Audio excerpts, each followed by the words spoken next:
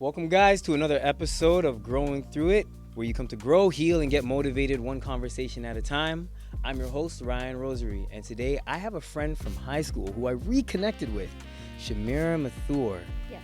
How are you doing today? I'm doing good. Yeah? I'm good. You look great. Thank you. You too. Thank you. Thank you so much. What is that? Is that a turtleneck? It is a turtleneck. How many of those do you have? I have, 4 turtlenecks? Yeah. I love turtlenecks. They make me feel special. They're swag. Yeah, man. Last time. They are swag. They are very swag. Yeah, they are. Don't be a hater. Don't be a hater. Oh, yeah. I think I was wearing one the last time I saw you. You too. did. You wore a black turtleneck. The fact that you remember. I hadn't seen you in like 15 years. Give or take. 15? I think so, because that was, yeah, maybe even more than that. I'd say so. About Close that. to yeah. You were like, you had shorter hair. Mm-hmm. I think, It was, No. I was wearing a turtleneck when we reconnected. Okay, let's tell the view. He was, let's tell the you, let's you let were a them know little when we boy. reconnected. Let's let them know how. So we went to high school together. Yes. Way back when. Yes. And we reconnected at a birthday party, at a birthday dinner. Mm-hmm. That's where I saw you. You came in. Yep. At a good friend of ours, Luther. Mm-hmm. It was his 34th birthday, if I'm not mistaken. 34th. 34th birthday, and you came into the restaurant, Mm-hmm. and I gave you the biggest hug. He did. And that's where, guys, I was wearing the turtleneck, okay? Yes, that's where I was wearing the turtleneck. Yes. And yeah, we reconnected, Yeah. and you just kind of told me about your life, and you were married at one point. Mm-hmm. So talk to me about the marriage, and like, when did you get married, how it happened, and why it ended. How it happened? Like how you got married. Yeah. What year did you get married, and then what led to you both ultimately To separate? correct. So right now I'm 34. I'm going to be 35 this year. So I got married when I was 25 years old. So that's 2015. We were doing long distance prior to that. I moved to the States, and big culture shock. He was Dominican. So he was born and raised in New York, and big culture shock when I got there.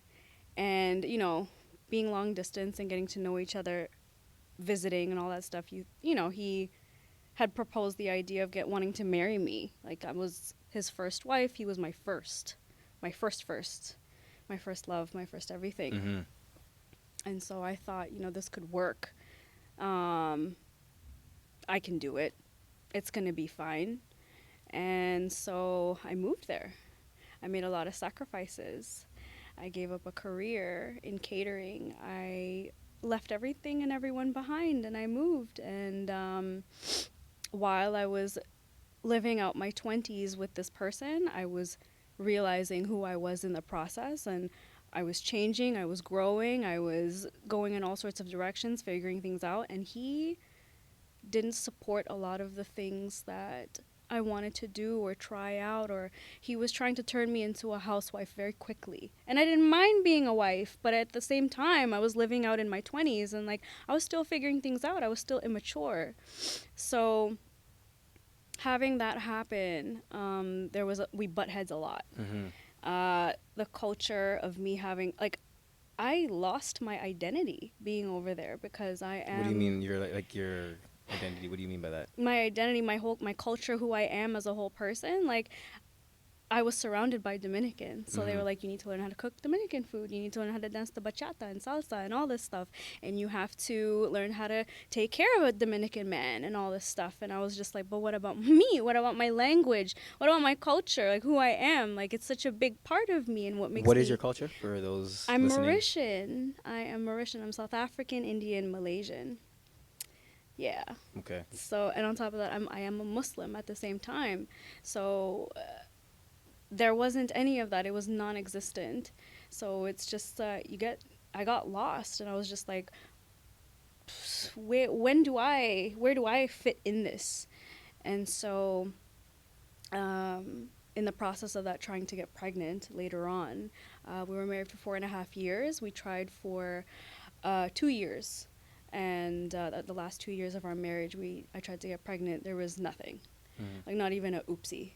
So during that last year of the marriage, I started growing ovarian cysts, Mm. and they grew fast, like very quickly. Like one summer, the summer I was like slim, and then out of nowhere it was just bloating, bloating, bloating, and I was like, I think it's just one cyst, and I went to go get it checked out. And in the States, the medical system is not very good, not very nice either. So I struggled with that, and then I figured it was getting out of hand. So while you're growing like these large cysts, your ovarian cysts, there's other minuscule, like little tiny cysts that grow, and they pop. And when they pop, it's extremely painful. Mm. And I didn't know what was going on with myself. I had no idea what I had to do, how to treat it, because there's nothing you can do when it erupts. And when it pops, it's like a truck runs over your body, and you can't breathe, and you can't move, and you can't talk, you can't do anything. It's just, you feel bruised from like the neck down. And it's in your lungs, it's in your back, it's in your joints, and you're like, it doesn't go away for a good 24 hours. Wow. It was really scary. It was really bad. Like, you get like this fever, you can't move, you can't do anything. So it's like I couldn't go to the bathroom, I couldn't do anything. And then the bloating, my belly just got bigger. Like, I looked like I had twins. So then I was like, okay, I am going to go back to Canada. I'm going to get a surgery done because we couldn't afford to do it in the States. So while this was happening, it was still rocky between us. We're still trying to figure things out, trying to mend things. And it was just like, we were just two different people. Mm. Like, he's a good guy. He's a great man. Not for me, but for somebody else, sure. But, like, we were just two different people. I was still immature. I was still learning. I still wanted to, like, party here and there, or, like, nothing crazy. But, like, he just didn't want me to do anything You of were those really things. trying to turn you into, like, housewife. Yeah. Yeah. Stay home, cook, clean, obey. And, like, I did those things. But I wanted to have fun. And I liked going out. And I was in a country that I've never been in before. Like, I was in a state where I've never been in before. I was in Boston, Massachusetts. Mm-hmm. So I came back to Canada, and I went to Emerge, and they were like, you have two cysts, and one is 13 centimeters and one is 12. I was like, oh, I have twins. They were so big that, like, I couldn't sleep on my back. Wow. I had to sleep on my side for, like, a good year. I had to sleep on my side. And, like, if I slept on my back, it felt like my spine was just going to rip apart. Mm-hmm. It was, like, so much stretching and pulling and weight going forward. I couldn't wear jeans. I couldn't wear anything. Like, I would constantly wear a muumuu. I didn't go out. I couldn't do anything. I didn't even take pictures. Like, I just didn't want to exist. And so with that, we were being away from each other and having to, mind you, this was right before COVID. COVID was COVID. So right before I came to Canada, a week prior, his baby moms called him, and she was like, you need to take your son to the hospital. He can't, like, none of us can breathe. And I can hear her, and she's like, we can't breathe. We're having, like, a flu, and it's, like, really bad. We can't breathe. No one can move. It's so bad. And that was those were, like, the symptoms when COVID was becoming COVID. It was exactly what she said. Mm-hmm. So then when I came back to Canada, within a month later, the border shut down between Canada and the U.S. And I took that as a sign, like, I'm going to divorce him. Oh, interesting. I had to wait for a surgery date. Uh-huh. And that came in, I think I got my surgery date, like, June or July. I can't remember. June or July. And I waited and This waited. is 2020. Yeah. Okay. I waited, and I finally had my surgery done. After I got my surgery done, I told him I don't want to come back. I am happier being home. I feel much more at ease. I feel less stressed, and I feel like we're arguing constantly even though we're not even together. It doesn't make sense. Mm-hmm. It's not making sense. We're just two different people. he hung up on me, and then he spoke to me 24 hours later, and then he agreed. And then he took my money. Damn. We had a joint account. And he took my money. He did it to like pay off like my things. We were still like I paid off the phone, and then there was like I wanted my things. I just wanted my things. Mm-hmm. And so when you convert Canadian to American, it'll cost you a pretty penny. Of course. So there was a lot. It was like thousands of dollars right there. He was petty in the process, and I was trying to be very cordial. But he figured out what I was doing, and he was like, "You don't have to be nice to me." And I was like, "I want to be nice so that you leave me alone, Right? Please." Right. And eventually, he did. Wow. Yeah. That's like a story in itself. From marriage, then finding out that you have these cysts, you're not feeling like yourself. Yeah. No. Then being like, you know what, I'm not happy, and I want to say I'm sorry that he wasn't supportive, but like also it's a good thing he wasn't, that you were able to find out at a certain point that he wasn't supporting you the way that you needed that support, because now you, instead of feeling like you're gonna stay in this relationship that's not gonna be conducive to your future and to your life, Exactly. let me get out, let me, you go your way, I'll go my way, I still have love for you, just I don't think you're the person for me the way I thought I was. And you grew, and here you are, and you came back, you got these cysts removed. Mm-hmm. And then what followed up after that? I had to get 3 more surgeries done after that because the cysts were growing back. And I did everything in the book to be healthy and abide by what I had to do. So no drinking alcohol, don't have soy, watch what you eat, gluten-free, blah, blah, blah. I did all of those things. Everything I could. Don't drink caffeine. Don't have anything with caffeine. And you'd be surprised how many products with chocolate have soy because it's a filler. So I was like, okay, I can't have this, I can't have that, I can't go out to eat here, I can't do this, but whatever it takes. And it still came back. Mm-hmm. So like 4 surgeries. So the first big surgery, she ran a dye through my fallopian tubes, and she was like, your one fallopian tube is not blocked, which means you still can get pregnant. And in my head, I'm like, can I swear? Yeah. Be you. She ran a dye, only one fallopian tube was good, and she's like, you can get pregnant. And I was like, with who? With who? Who's gonna breed me? I'm not like on the verge of divorce. Yeah. So I was like losing my shit, and I was like, she's like, you have a time frame to get pregnant. And I was like, oh, fuck me. Like, this isn't gonna work. I'm like 30, I'm gonna be 31. Like, this is horrible. So I swallowed that pill of just like, you know what? I'm gonna die a virgin. I'm gonna die. This is it. I'm not gonna have any kids. And then I met my ex 2 years later in 2022. Mm-hmm. And we went straight into unprotected for 3 years, and there was nothing. Trying to have kids. No, we just did it. Oh, okay. You were just, let's go. A whole lot of cream pies. Okay. Okay. So you're with this person. I knew I couldn't get pregnant, so I was like, let's just do it, you know? Like, you were 100%, you knew you couldn't? Yeah. Was this at the point where you had got the news that you shared with me when we were at dinner? Did you already have that? I've been known. Okay, but no, but like, when did they give you the diagnosis of? This was like 2021. So in 2021, Mm-hmm. they gave you the diagnosis. Yep. And can you please tell me and the audience listening what was the diagnosis that you got? That I have endometriosis. Because she did a laparoscopy. So the surgery that she did the first time, my gynecologist, God bless her soul, she did a laparoscopy on me. And so they take like a camera, they go inside through, like they make an incision through your belly button. And then they go and they look inside. They're looking at your ovaries.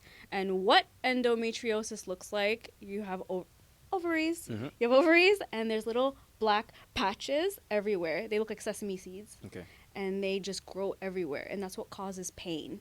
So aside from not getting pregnant and growing cysts, every time you get your period, you don't know what's going to happen. You never know what is going to happen to you, whether you can move or you can't. I've lost a lot of jobs because of this. I've lost so many jobs because of my period.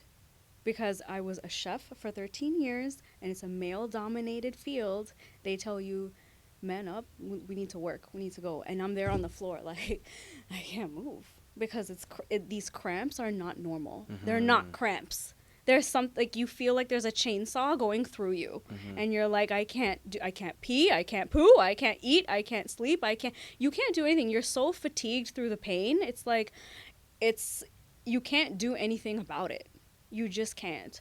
And I was advised later on, like, oh, you can take 800 milligrams of ibuprofen. And it's like, I had to take that in rotation every 4 hours. Every 4 hours on the clock, I would just take ibuprofen. And it was like pill after pill, just swallowing to ease whatever would happen. It was a disaster. The period was just like, it could last 2 weeks. It could last 4 days. It could be really heavy. It could be really light. It didn't matter. It was still painful. So that lack of sleep and that fatigue, you're getting hot flash, cold flash, nausea. Oh, man. It was the worst. Whatever you do on a regular daily basis, let's say you're bleeding through your penis, whatever you love, whatever you love to eat, it becomes the opposite as soon as you get your period. You smell cheese and you're like, oh, get that away from me. Like, it makes you want to hurl. Whatever you love to eat, you're just like, I don't even want to smell this. I can't look at this. This is disgusting. And all you want sometimes is like a water with lemon or like a peanut butter sandwich. Because you just can't. So I dealt with that for years. And there's that part. That's a big part where like every girl that I still talk to now, every woman that I encounter is just like, yeah, I have POS and I can't get pregnant, or like my hair's falling out, I barf, I can't sleep, I get nauseous, my cramps are like, they make me vomit, I can't do this, I can't do that. That's not normal. Those are not normal symptoms. There's something wrong. There's something wrong with the water. There's something wrong with the food. There's something wrong with everything right now that's making you do that. And with our age and everything, there's something wrong. I've figured it out, and there's like no cure at the moment, and you can't run away from it because it's like you're here. Everything's so polluted. Everything's genetically modified. So it's really tough to really take care of yourself. What are you doing presently? Like, how are you taking care of yourself, even though you know that everything's GMO and hormone fed? I go to the gym 4 to 5 days a week, and I eat a lot of home-cooked meals. I make everything, and I keep everything in rotation, and I eat a butt ton of vegetables and fruits.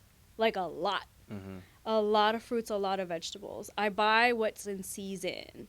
You can't buy apples in the wintertime. Apples don't grow in the wintertime. They are imported from another place. But like, this is why if you take an apple and you put it in the fridge and you keep it there, it won't rot for like a really long time. A long time. So it's like through trial and error. Like, I like to go by season. So I'll buy berries when it's the time. Whatever berry is growing in fall or whatever, I eat those fruits. Because that's what grows in abundance. That's the earth talking to you and telling you, hey, we're growing squash and we're growing all these like lovely things in the fall. Come eat me.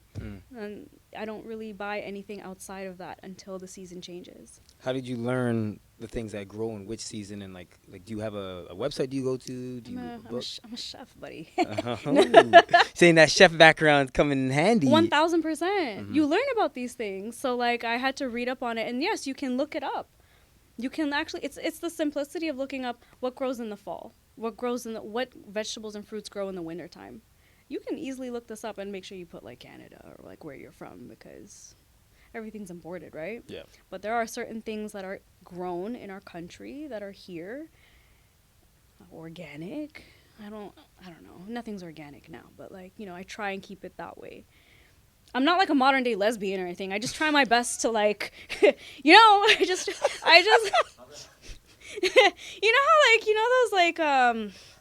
those modern day lesbians, they have like a bunch of plants and like they only eat like non-GMO and they go shop at, what the fuck is it called? Farm boy? Those things. Uh-huh. I don't do that. I just go to no frills. I go to no frills and call it a day because I'm cheap. But yeah, there's a science behind a lot of things, and I cook all of my meat at home. Mm-hmm. Everything. So I keep it simple, and that's it. That's good. I'm glad that you found things for yourself to kind of help mitigate your symptoms and to like put yourself, I guess not through the ringer, but whatever the opposite of that is. Oh, but I had a hysterectomy. Oh, there it is. That's the big part. You know, I was trying to lead up to that, but she dropped the bomb. Well, yeah. All right, let's get into that. Let's talk about the hysterectomy. I remember at the dinner we did talk about it, Yeah. and you know, you made me a little emotional while talking about it because I did feel for you. You did? Yeah. He was stuffing his face. I couldn't tell. No, I definitely felt for you Oh. because, especially sharing that you did want children and that you Yes. imagined having children. Mm-hmm. So before we touch on that, because you did say the doctor said to you that you could get pregnant because one of your ovaries were still around and still working. My fallopian, yeah. Or fallopian, sorry, one of your yeah, fallopian it's tubes. okay. One of your fallopian It's tubes. okay. I'm a guy, I don't know these things. But man don't know things. No, I'm joking. Sorry, your fallopian tube. Yeah, one of your fallopian tubes was still working. Sure. And you were in this relationship with this person Yeah. for 2.5 years? 3 years. 3 years. Yeah. And not one scare, nothing. Got So when is it that you were like, okay, I'm clearly like not able to, and then you got the hysterectomy? When was the time frame that happened? So after my 4th surgery of having cysts removed, I was talking to my gyno constantly, and I was like telling him I switched over to another gyno eventually because I moved and I was living with my ex at the time in Scarborough, and he is amazing, Dr. Demla. He's retired now, but he was so good. He listened and he was very realistic about the approach. So I told him, I was like, this isn't stopping. Like they're growing. I'm doing everything in my power, and like I've been working out, and they grow. And once they grow and you're working out and you're trying to lift, you can't because it feels like your uterus is gonna pop out. So in male term, your penis would go inside out. I love the examples. Thank you for that for my male listeners. Imagine having 2 balls growing inside of your penis, and then every time you have to lift or squat, your penis feels like it's just going to explode. Oh. That's fucked, right? Yeah. So your insides feel like they're going to come out because there's so much pressure, and it's growing right here where your gut is, where all your organs are. It's sitting on top of your organs. So it feels like there's pressure, and it's like imagine wearing a hoodie with a pocket and you put rocks in there. You can feel like there's something there. Right. It's just sitting, and it's heavy, and it's gross. So I finally told him, I was like, what if we do a hysterectomy? And he said, okay. Oh, so it was your idea? Of course. Okay. I was like, what if we do a hysterectomy? So we went back and forth for a month talking about this in April, last year, 2024. And he was like, you're very young. If you do a hysterectomy, you start menopause right away. Once you remove both ovaries, you automatically get menopause. You will have menopausal symptoms, and you have to be ready for that. But your body will not produce enough estrogen when you do that. So you have to be put on a supplement that you will be taking for the rest of your life. So I do a insertion pill twice a week at home, obviously. And yeah, it's supposed to. It helps me produce a certain amount of estrogen in my body. It's progesterone, and so with that, when you're not producing estrogen as a woman, your bones become weak. So there's a lot of things that happen when you take those organs out. Your hormones and everything that's happening in your body as a woman, it's like you're all over the place. Your body doesn't know what's happening, and it's like you don't have these organs anymore. What's going on? So, I was final on it. I said, "Yep, I want it gone. I want it gone. I don't want to live like this anymore. I want to be free." And he was like, "Okay, we're gonna do this." So I had June 11th was my no June 21st was my surgery date, and yeah, I was ready. I was ready to go, and then I have like this nice little C-section scar here. I had staples on the outside, and I had like stitches in the inside, and I'm still numb Hmm. here. So like my he had to cut through the nerves entirely, so it's still numb inside, and it's like numb in that around that gut area. So like right now I'm still a little gutty, but there's like a six pack under this baby. Cuz I have worked ever since I got my surgery done. I work out like it's my last day. I pushed myself so hard, and like this is the strongest I've ever been, Mm-hmm. ever in my life.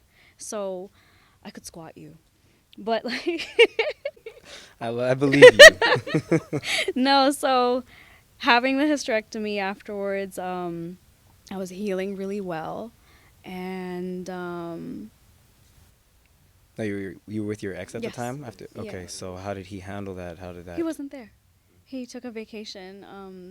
The time I had to go get my surgery done, and he left because he just didn't want to. He actually made the decision he didn't want to be with me afterwards. Not because of the hysterectomy, other reasons for his own sake, and yeah, he was supportive for the time being. Um, So you had no idea that you had no idea that he wanted to break up with no. you until he came back from the trip. hmm Okay. Yeah, like he woke up and he just broke up with me in the 9 in the morning. Hmm. How did that make you feel in the moment? That's a lot of trauma. That was Mhm. very traumatic. That was extremely traumatic. I've never been through that in my life. Like when I went through my divorce, I was like, I can't wait. And then with this, it was very sudden. Ryan, you're gonna make me cry. It's okay. If you No, cry. I don't want to. I'm a G. It's I have to just commend you on your strength, Thank you. on everything that you have been through, because it's not easy. Yeah. And your story, I felt like I needed to share it. I wanted you to share it with me and that I could bring it to this platform Mhm. because I don't know who's going to hear it. Mhm. And I do hope that some woman out there that's going through something similar, Yeah. be it cysts, Mhm. be it dealing with having to get their ovaries removed, Yeah. be it even dealing with like really crappy partners, Mhm. but like your tenacity to overcome Yeah. is so beautiful and so admirable. Thank you. And I really need to just commend you on that. Thanks. You know, and like I'm glad that you've found other outlets. Mhm. You found the gym. You doing that constantly. You're working out. You're able to squat me she claims. As she claims, I believe her. I think she could. I think What she a could. claim. You know, and it's just it's not an easy. Life's not easy, Mhm. but you're finding ways, and you're finding like you're finding ways for yourself to make peace with where you're at. Mhm. How did you find to make the peace, to find making peace with like, okay, I'm not gonna be able to have kids, cool. Mhm. Okay, this person's left me, cool. All right, I've gone through this divorce. Like, what are some of the things you've done to kind of just keep the peace instead of crashing out? And you know, like this could literally push people over the edge. This could literally make a lot of people feel like my life isn't worth it and they don't want to be here anymore. And you're not depressed. Like you still laugh. You laugh Yeah. to me more than you laughed in high school. Like you have so much more of a brighter spirit. Thank you. You have to go through that motion. You have to go through those emotions and give yourself grace a lot. Like really when you're in it, you don't have a choice. The world keeps spinning and there are other people with worse problems than you. And so what I did like that I talked to a lot of people. I talked to people that would just give it to me straight. Like tell me the reality of the situation. Like it's not the end of the world. Like what can I do? I had to talk to a lot of people. And then finally I spoke to a healer. He was he's a native healer and he's more of like a spiritual healer. I was working in a native clinic at the time And so I had the opportunity to speak to this person, and my coworker said, you're working in a clinic, so before you help other people, you have to help yourself. And I was like, okay. And so I've always been like this jaded person where it's just like shit hits me, it's like, okay, I'm just gonna keep going. And like, but I'm always like a dark soul. When my mouth is closed and I'm just like no one's talking to me, I'm quite dark, but I keep it to myself. So finally she was like, I'm gonna make you talk to this guy. He comes here every month.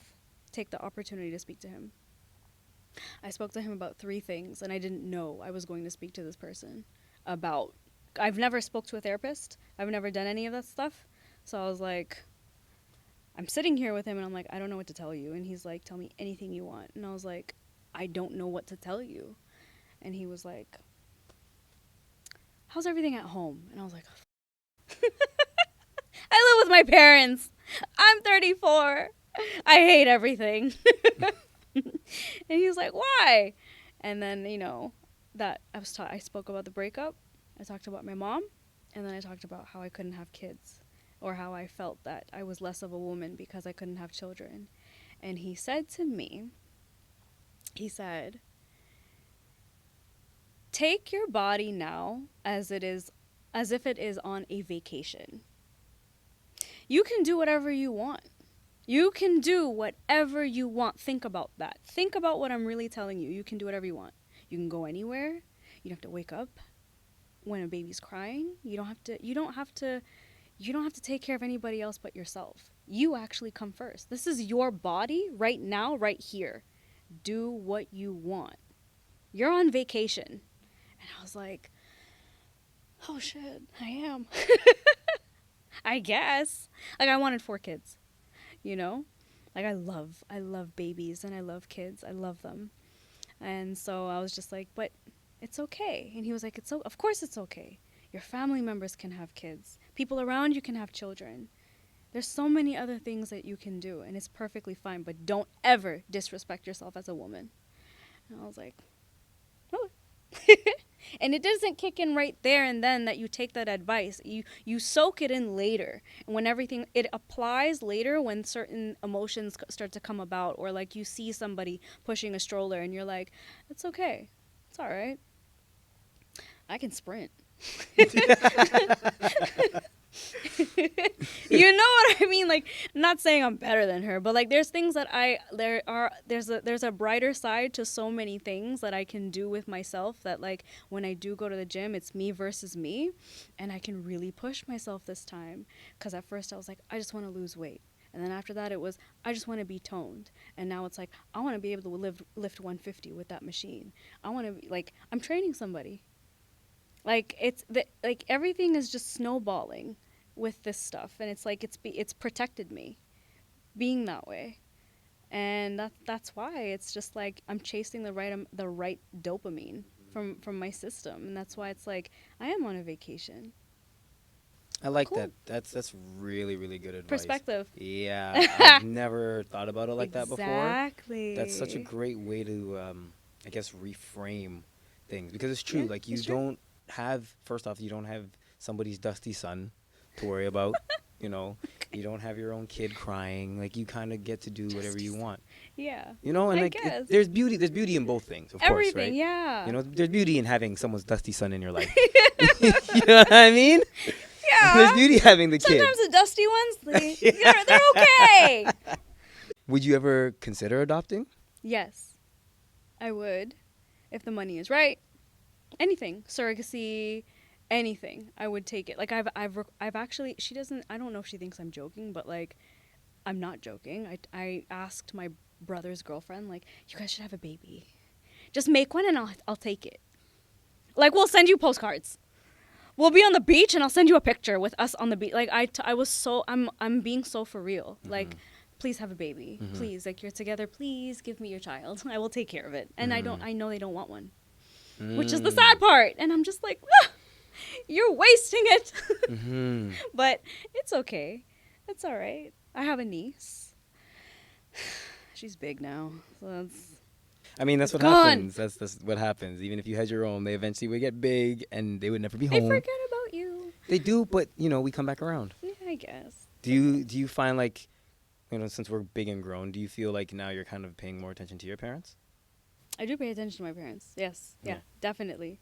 I see them getting older. Yeah. Yeah. Yeah.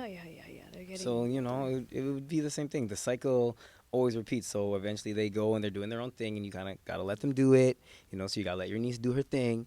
She'll come back. She will. I guess. It's going to be a long time. It's okay.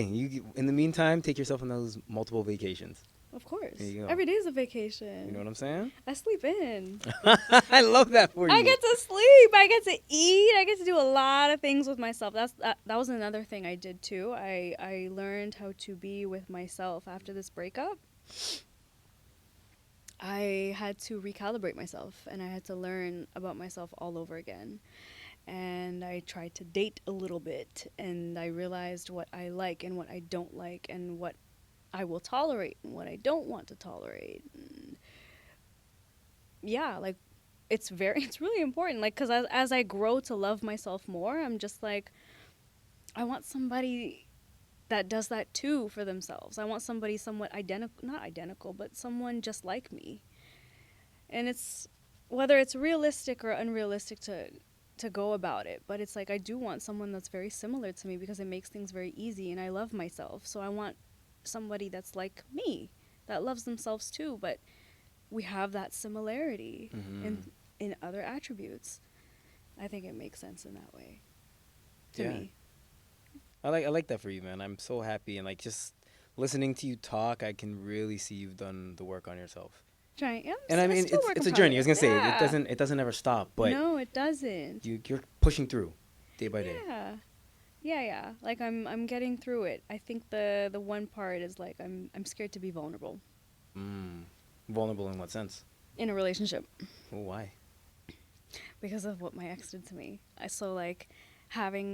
When he broke up with me, it was somebody I didn't recognize.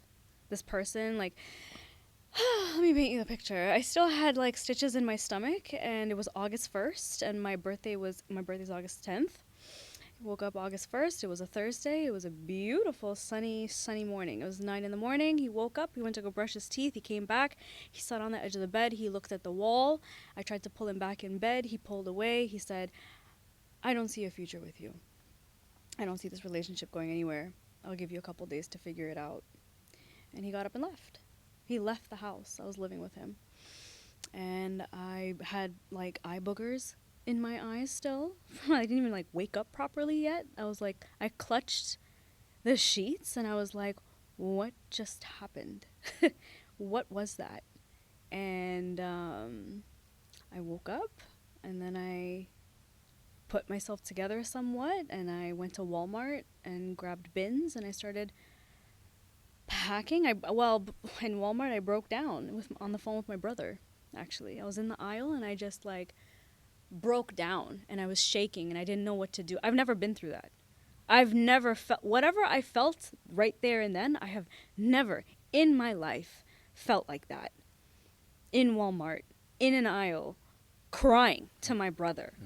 And my brother's just there listening to me, and he's just like, "I'm sorry." And I'm just like, I don't know what I don't know. I don't know. I don't know what I'm supposed to do right now. And so I grabbed the bins. I went back, and like there's 2 flights of stairs you have to go up to get to the townhouse.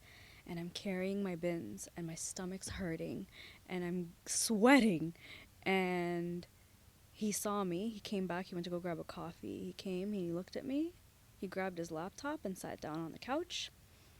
And I started packing.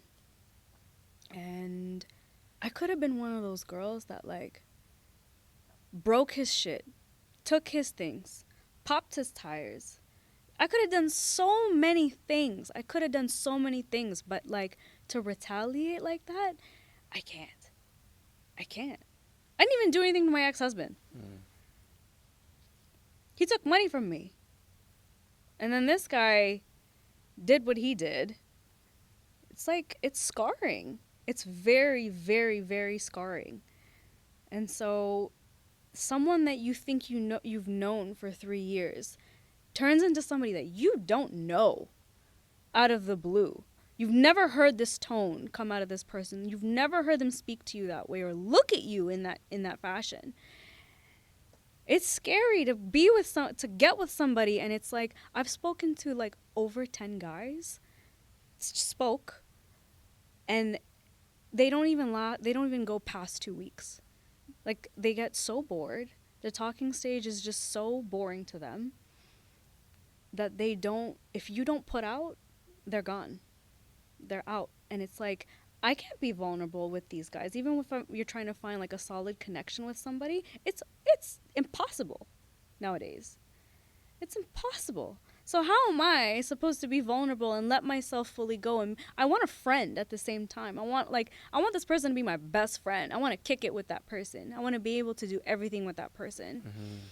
But how am I supposed to do that when I'm expecting that person to not be themselves by the end of it? And they've proven me right every single time. That chase that men do when they first talk to you and they want to wow you and, you know, like, they love that. Mm-hmm. And then it's like, you're not putting out, you don't want to suck my dick real quick. It's like, I wish I was joking. And it's like, you're not going to do it until you're like fully there. Mm-hmm. And they don't want to wait. And it's like, all right, I'm out. Mm-hmm. It's like, I'm not going to be vulnerable with you. I can't do it. I can't even connect with you when you're just like that. Yeah.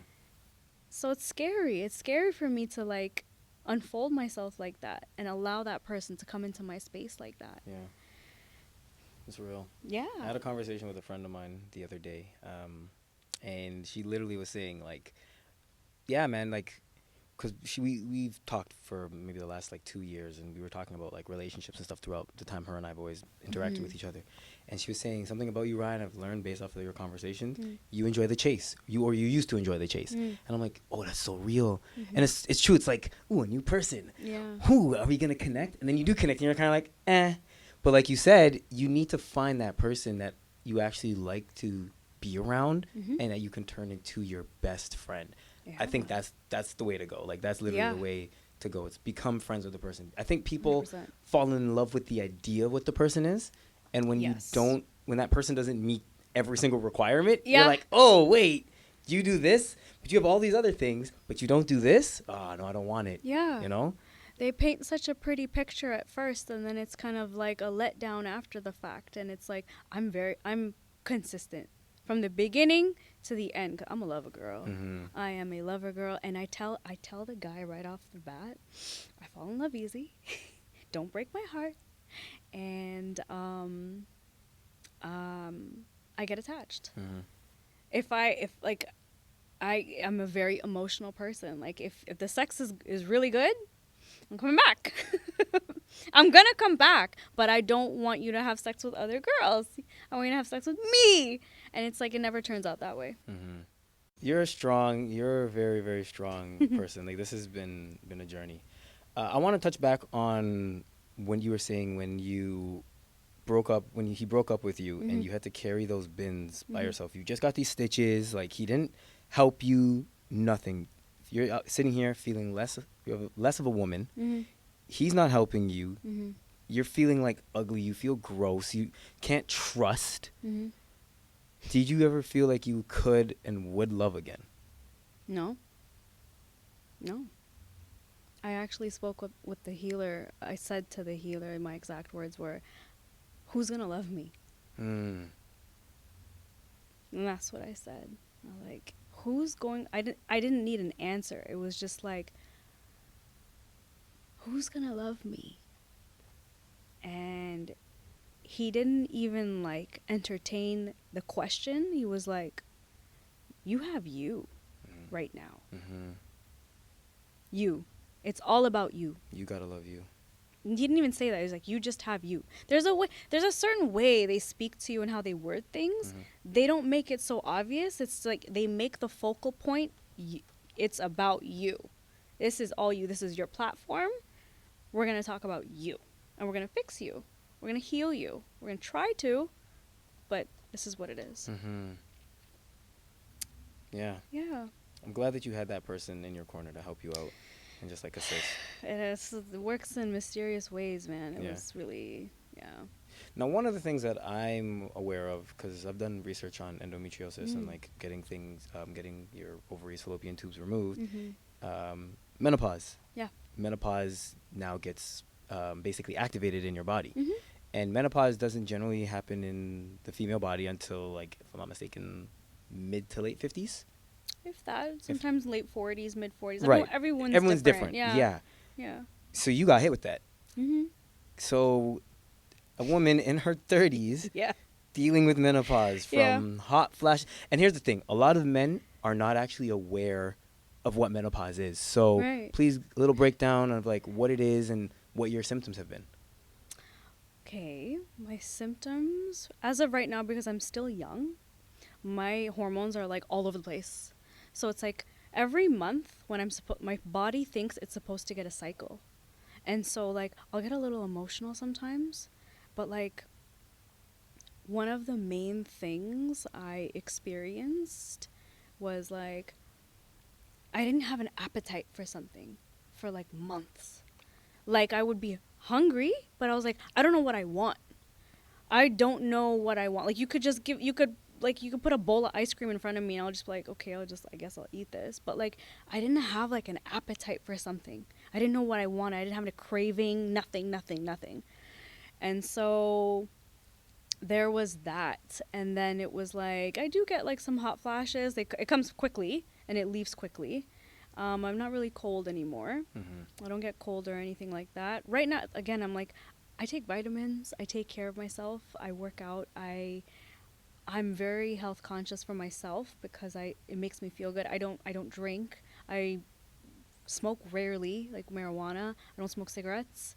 So it's like, for me to experience like real menopause, it's not happened. Mm-hmm. But the first 2 weeks after I had everything removed, I had the hormones of a 13-year-old boy. What does that mean? I was so horny. It was insane. I have never in my life been that horny. Mm. It was horrible. I had stitches in my stomach and I was ready to go. So he left at the wrong time. He left. Yeah, he did leave at the wrong time. It was horrendous. It was so bad, my wrist hurt. Wow. That's crazy. That is such a wild statement. That my wrist hurt. My wrist was on fire. Wow. Yo, Shamira. Honestly, this has been wonderful. Thank you so much for being so open. Thank you for coming That's how on. we're ending it? My wrist was on fire? Thanks for coming. No, we're not fully finished. Oh, sorry. I'm just thinking. Oh, sorry. No, I'm just saying thank you so much. Just for like that honesty though. Like Oh, yeah. the realness, you know.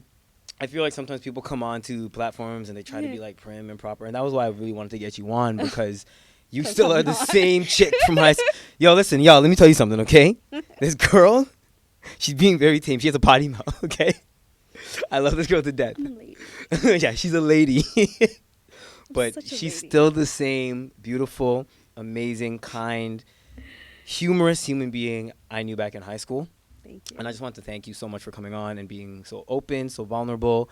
I do hope people listen to this one and take something from it and just laugh as well because you're freaking hilarious. Like, you Thanks. actually are hilarious. Thank you. I like to end every episode with big 3 questions. Oh, These are things that I think about daily, and I like to always get people's opinions on them. okay. So the first question is, if you could have any superpower, what would it be and why? Invisibility. I Okay. think about that every day. Hmm. Do you know how many banks I would rob? What? What? I'm sorry. Not really. It's honest. No, it's honest. Invisibility. Invisibility. Invisibility. Okay. It's because you want to rob banks. I would be naked and have so much money all the time. All the time. You know what? As long as it makes you happy, if you Yeah. like it, I love it. Yeah. All right. Question number 2. Uh-huh. If you could give your younger self one piece of advice, what would it be?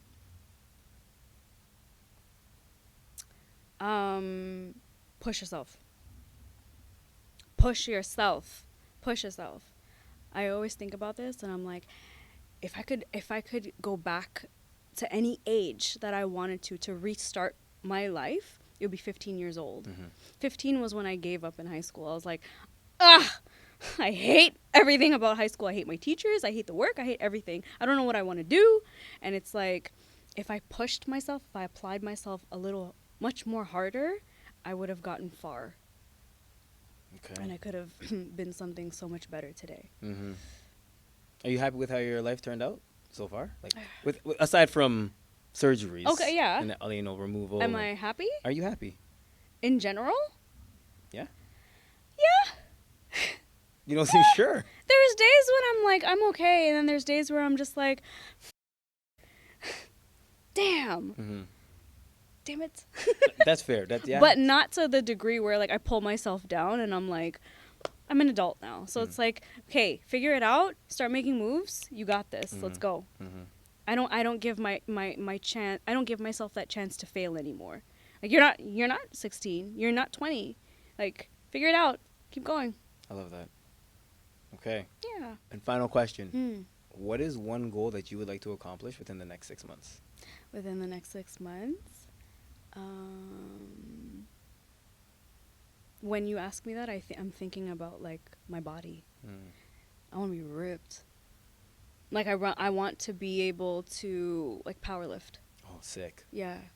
I don't want to look like I don't, like Jim Carrey in Living Color when he when he becomes the bodybuilder. Yeah. Not like that. But like I want to be strong and I want to look like I want muscles pulsating out of my legs with a fat fucking ass and nice toned arms, and I want like a nice 4-pack. That's what I want.